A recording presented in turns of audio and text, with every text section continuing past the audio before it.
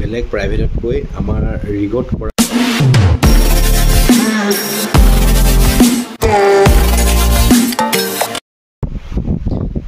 Hello' guys good morning welcome back to my brand new blog আৰু চবফালে আজি বগা বগা দেই দেখিছে আৰু আজি এটা নতুন টপিকৰ সৈতে ভিডিঅ'টো আৰম্ভ কৰোঁ বুলি ভাবিছোঁ আৰু সময় পোৱা নাছিলোঁ সেইকাৰণে ৰেগুলাৰ ভিডিঅ' দিব পৰা নাই আপোনালোকৰ কাৰণে চ' আজি ভাবিলোঁ এটা নতুন টপিকৰ ওপৰত ভিডিঅ'টো বনাওঁ বুলি আৰু আপোনালোকে ইতিমধ্যে থাম্বনেইল আৰু টাইটেলটো চাই গমেই পাইছে আজি মই কিহৰ টপিকৰ ওপৰত ভিডিঅ'টো বনাম তো বেছি দেৰি নকৰি বলক ভিডিঅ'টো আজি আৰম্ভ কৰি দিওঁ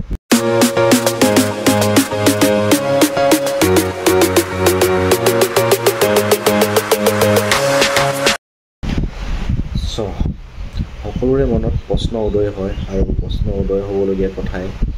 যে এটা ৰিগত চেলাৰীটোৰ উপৰিও কি কেনেকুৱা ধৰণৰ সুবিধা দিয়ে তো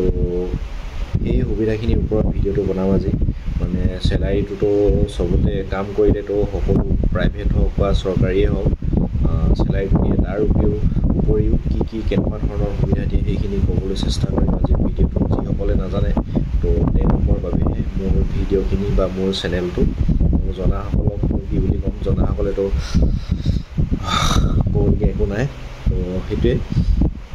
এটা প্ৰাইভেট ৰিগত আপোনালোকে কাম কৰিলে বেলেগ প্ৰাইভেটতকৈ আমাৰ ৰিগত কৰা প্ৰাইভেট কামটো বেলেগ ধৰণৰ সুবিধাখিনি বৰ বেলেগ ধৰণে দিয়ে চ' আপোনালোকে যদি এটা প্ৰাইভেট ৰিগত কাম কৰে তেতিয়াহ'লে আপোনাৰ যিটো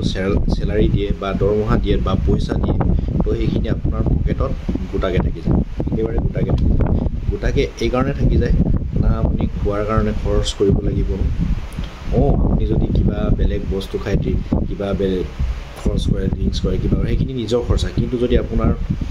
পেট পূজা কৰিবলৈ যাওক যিখিনি খানা লাগে ভাত হওক ৰুটি হওক মাংস হওক মানে খাদ্যৰ কাৰণে চমুকৈ খাদ্যখিনিৰ কাৰণে যিটো আমি খাওঁ নহয় জানো তো সেইখিনি আপুনি নিজৰ পইচাৰে খৰচ কৰি খাব নালাগে সেইবিলাক চব কোম্পানীয়ে প্ৰভাইড কৰে আৰু কাম কৰাৰ লগতে আমি থাকিব লাগিব নহয় জানো আমাৰতো বহুত দূৰত কাম হয় যে থাকিবলৈ এটা ঘৰ লাগিব ঘৰ মানে যেনেকৈ আমি কিছুমান প্ৰাইভেট কোম্পানীত হওক বা প্ৰাইভেট হৈ কাম কৰিলে থাকিবলৈ ভাড়া ঘৰ লওঁ তো সেই ভাড়া ঘৰটো আমি ল'বলগীয়া নহয় সেইটো কোম্পানীয়ে প্ৰভাইড কৰে আমাৰ কোম্পানী বাংকবিলাক আছে আগৰ ভিডিঅ'বিলাক দেখিছে তো বাংক থাকে তাতে সকলোখিনি থকা মেলা তাতে থাকে তো এনেকৈ থাকিবলগীয়া হয় তো থকাৰ ক্ষেত্ৰতো ভাড়া ঘৰৰ পইচাটো আপোনালোকৰ ছেভ হৈ যায় আপোনাৰ পকেটৰ পৰা দিবলগীয়া নহয় আৰু অহা যোৱা আমিতো ঘৰৰ পৰা ডিউটিলৈ যাব লাগিব নহয় জানো আমাৰ যাতায়াতৰ খৰচা থাকে যেনেকৈ আমি ক'ৰবাত ধৰি লওক দুলীয়াজানৰ পৰা ডিব্ৰুগড়লৈ অহা যোৱাটো লাগে নহয় জানো পইচা তো সেই পইচাটো আপুনি খৰচ কৰিব নালাগে চব কোম্পানীয়ে প্ৰভাইড কৰে কোম্পানীয়ে দিয়ে আপোনাক ঘৰৰ পৰা যেনেকৈ আমাক ঘৰৰ পৰা এতিয়া লৈ যায় তো তেনেকুৱা ধৰণৰ সুবিধাখিনি দিয়ে যদিহে আপুনি অসমৰ বাহিৰত কাম কৰিছে তেতিয়াহ'লে আপোনাক ফ্লাইটৰ টিকেট নতুবা আপোনাক ট্ৰেইনৰ টিকেট এইবিলাক চব কোম্পানীয়ে প্ৰভাইড কৰে তো কোম্পানীয়ে দিয়ে ইয়াতো সেইখিনি খৰচ কৰিবলগীয়া নহয় সেইকাৰণে কৈছোঁ আমাৰ ৰিগত কৰা প্ৰাইভেট যিবিলাক প্ৰাইভেট ৰিগ থাকে তো সেই সুবিধাখিনি দিয়ে বেলেগত এই সুবিধাখিনি নিদিবও পাৰে যেনেকৈ আপুনি বেলেগ কোম্পানীবিলাকত কৰিলে এইখিনি সুবিধা যিমানখিনি মই জানো এইখিনি সুবিধা নিদিয়ে খোৱাটো দিব পাৰে বা খোৱাটো দিব নহ'লে বা থকাটো দিব কোনোবা এটাই দিয়ে কিন্তু আমাৰ ইয়াতে সকলোখিনি দিয়ে আৰু কাম কৰিবলৈতো আমাৰ এটা ইউনিফৰ্ম লাগিব ড্ৰেছ লাগিব নহয় জানো তো গতিকে সেই ইউনিফৰ্মটোত আপোনাৰ ছেফটি শ্বু ছেফটি হেলমেট তো গোটেইখিনি কোম্পানী প্ৰভাইড কৰে আপুনি এটকাও পকেটৰ পৰা দিবলগীয়া নহয় তো এনেধৰণে মানে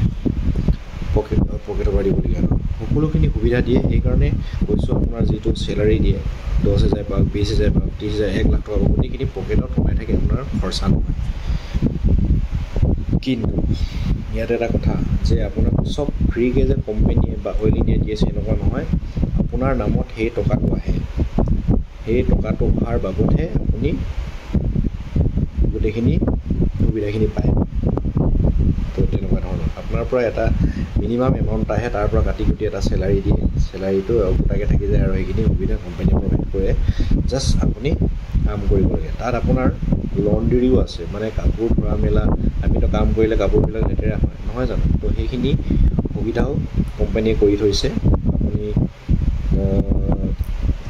কাপোৰ চাপোৰ ধুবলগীয়া নহয়, ডিউটিৰ কাপোৰবিলাক, আৰু আপোনাৰ ৰুমটো লেতেৰা হয়, ৰুম চফা কৰা মানুহ চব সকলো এভৰিথিং কোম্পানীয়ে প্ৰভাইড কৰে। সেইকাৰণে আজিকালি দিনত এটা প্ৰাইভেট ৰিগত কাম কৰিবলৈ সকলো মানুহে, সকলো কৰ্মচাৰী আগ্ৰহী, কিয়নো সকলোখিনি ৰিগৰ সুবিধাটো দিয়ে। আৰু এইটো দিয়ে আপোনালোকে বেলেগ প্ৰাইভেটবিলাকত কাম কৰিলে আপোনালোকে ছুটি নাপায়, হয়তো দেওবাৰে অকল ছুটি পায়। যিবিলাক প্ৰাইভেট কোম্পানী বা কিছুমান কাম কৰে শনিবাৰে হাফ হ'ব পাৰে, দেওবাৰে ছুটি পায়। তো আমাৰ এনেকুৱা নহয়, আমাৰ 21 দিন যদি আপুনি কাম কৰে মাহটোত 21 দিন ছুটি পাব, যদি 15 দিন কাম কৰে আপুনি মাহটোত 15 দিন ছুটি পাব। তো ঠিক তেনেকুৱা ধৰণৰ হয় আমাৰ। গতিকে সেইকাৰণে আমাৰ ৰিগবিলাকত, প্ৰাইভেট ৰিগবিলাকত সকলোৱে কাম কৰিবলৈ আগ্ৰহী, সকলোখিনি সুবিধা দিয়ে। তো গম পালে চেলাৰীটোৰ লগত। আৰু এটা কথা ক'বলৈ পাহৰিছোঁ, চেলাৰীৰ লগতে আপোনাৰ বোনাছটো দিয়ে, যিবিলাক বোনাছটো দিয়ে, কিন্তু সকলোকে নিদিয়ে। যিবিলাক 70,000 80,000 এনেকুৱা ধৰণৰ চেলাৰী পায়, সেইবিলাকক বোনাছটো নিদিয়ে। আৰু PFটো দিয়ে, PFটো দিয়ে আপোনাৰ, সেইটো দিয়ে, সেইটো সুবিধা থাকে। কিন্তু আমাৰ ইয়াত এটা দুখৰ বিষয় যে আমাৰ মেডিকেলটো নিদিয়ে। আপোনাৰ যদি তাত কিবা হৈ যায়, হয় কোম্পানী এটালৈকে খৰচা বহন কৰিব, কিন্তু মেডিকেল ট্ৰিটমেণ্টটো ঘৰৰ মানুহক প্ৰভাইড নকৰে, মানে ঘৰৰ মানুহক নিদিয়ে। মানে মেডিকেল সুবিধাটো আজিকালিলৈকে ইমান ভালকৈ আমাক দিয়া দেখা নাই আজিকালি কোম্পানীয়ে, তেনেকুৱা ধৰণৰ। আৰু কি ক'ম আৰু, বেছি দীঘলীয়া নকৰোঁ, বহুত দীঘলীয়া হৈ গৈছে ভিডিঅ'টো। যদিহে ভিডিঅ'টো ভাল লাগিলে আৰু কথাখিনি যদি বুজি পাইছে, তেতিয়াহ'লে আপোনালোকে কমেণ্ট এটা কৰিব, আৰু চেনেলটোলৈ যদি নতুনকৈ আহিছে ছাবস্ক্ৰাইব কৰি দিব, আৰু যিমান পাৰে ভিডিঅ'টো শ্বেয়াৰ কৰি দিব। যিসকলে আজিলৈকে নাজানে এইবিলাক জানক, বুজক, আৰু নিজৰ কৰ্মসংস্থাপন এটা বিচাৰক বুলি ভাবোঁ। তো এইখিনি আৰু বেছি দীঘলীয়া নকৰোঁ। আজি লগ পাম অন্য এটা ভিডিঅ'ত। জয় অসম, বাই বাই।